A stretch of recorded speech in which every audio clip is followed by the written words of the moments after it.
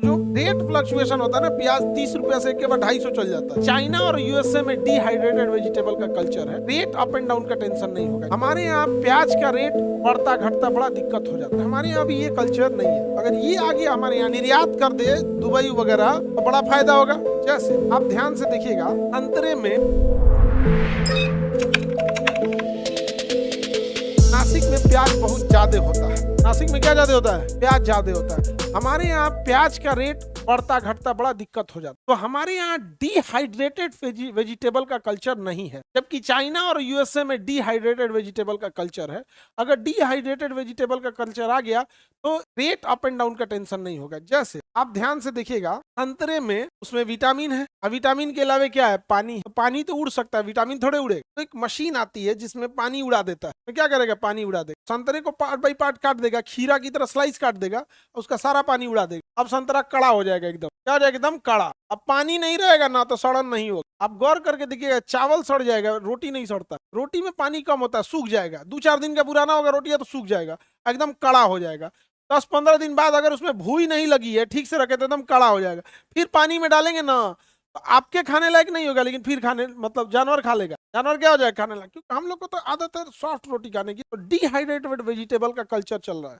तो प्याज को स्लाइस में काट देगा और उसके अंदर का सारा पानी उड़ा देगा। अब वो कड़ा बन गया, अब उसको डिहाइड्रेटेड करके रख लीजिए। कैन में जब बनाना है तो उसमें पानी में भिगा दीजिए, पानी में भिगा दीजिए। वैसे भी मसाला डालिएगा तो उसमें पानी डलवे करेंगे, हो जाएगा। बट हमारे यहाँ भी ये कल्चर नहीं है। अगर ये आ गया हमारे यहाँ डिहाइड्रेटेड, तो जो रेट फ्लक्चुएशन होता है ना, प्याज 30 रुपया से एक के बाद 250 चल जाता है। बहुत खचरा है। बात देखो, अगर 250 रुपया प्याज हो जा रहा है, उससे किसान को फायदा हो रहा है तो थोड़ा समझ में भी है। किसान को फायदा नहीं होता है। कौन कितना बड़ा स्टॉक करके रखा है, व्यापारी कौन कितना है, उसको फायदा हो जा रहा है। अभी तो सस्ता हो गया पूरी इंडिया में, उधर तो और सस्ता होगा। यहाँ पे कितना रुपया प्याज चल रहा है जी? अभी 20 रुपया चल रहा है। तो 20 मान के चलो, सब्जी मंडी का रेट बताया करो, गधा ठेला का नहीं। 20 रुपया चल रहा है तो नासिक में तो और कम होगा, 12-14 होगा। यहाँ का आधा हो जाता है वहाँ, क्योंकि मेन उत्पादन ही वाला है। तो प्याज उत्पादन में बहुत आगे। अब वहां पे क्या है कि नासिक का आदमी अगर निर्यात कर दे दुबई वगैरह तो बड़ा फायदा होगा।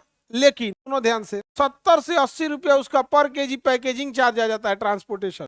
अब गवर्नमेंट का कहना है कि हम क्या भाई, हर स्टेट गवर्नमेंट अगर अपना एक शिप ले ले, अपना एक शिप, बिहार सरकार अपना एक शिप लगा ले, पानी वाली जहाज, कलकत्ता बंदरगाह, छत्तीसगढ़ अपना ले, रेक सिस्टम रहे, यहाँ से ले जाइए, वो शिप वहां का रहेगा तो नॉर्मल रेट लेगा, प्रॉफिट नहीं लेगा। नो प्रॉफिट नो लॉस पे चलेगा। गवर्नमेंट किसान को क्या होगा? प्रॉफिट होगा। तो किसान को छोड़ दिया है। तो क्या, तो किसान पहले सब्जी धोए, धोने के बाद उसको ग्रेडिंग करे कि प्याज का जो साइज है वही चलेगा। सब यहाँ जैसे आप विदेश भेजते हैं ना, तो फिक्स साइज होना चाहिए, इससे कम नहीं होना चाहिए। एक मिनिमम कैरेट साइज फिक्स कर देगा।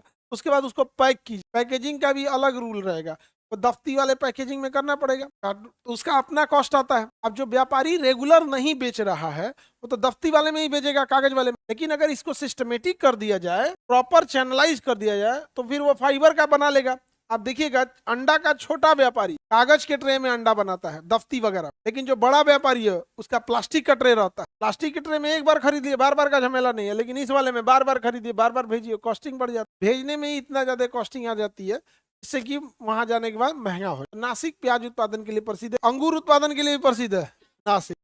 अंगूर से ही क्या बन जाता है? किशमिश। किशमिश तो कहीं भी बना सकते हैं, नासिक में इजीली बन जाता है, क्योंकि वहीं बनाया, वहीं सुखा के किशमिश पैक कर दिया। किशमिश का ट्रांसपोर्टेशन आसान है, अंगूर का ट्रांसपोर्टेशन मुश्किल है। एक के ऊपर एक लाद नहीं सकते, पचक ढचक जाएगा। किशमिश में डिहाइड्रेटेड कर दिया। देखो, हम सब्जी डिहाइड्रेटेड नहीं खा रहे हैं, लेकिन डिहाइड्रेटेड हम लोग अंगूर खा रहे हैं। डिहाइड्रेटेड अंगूर क्या हो जाता है? किशमिश का 90% पानी उड़ा दिया है, क्या बन गया है? किशमिश हो गया। तो डिहाइड्रेटेड अगर उसमें आ गया तो काफी अच्छा हो जाए। चाइना वगैरह में जितने फल वगैरह मिलते हैं डिहाइड्रेट, उससे काफी बेनिफिट भी होता है डिहाइड्रेटेड। जैसे कोई हवाई जहाज में जा रहा है, डिहाइड्रेटेड फल है, संतरा वगैरह, उसको लाया, पानी में डाला, पानी सोख लिया, फ्रेश हो गया, समझे? डिहाइड्रेटेड। और डिहाइड्रेशन का भी अलग अलग मेथड है। इतना ना ठंडा कर देता है कि वो टाइट हो जाता है, और एक वेपर सिस्टम होता है। सबका अपना अपना तरीका।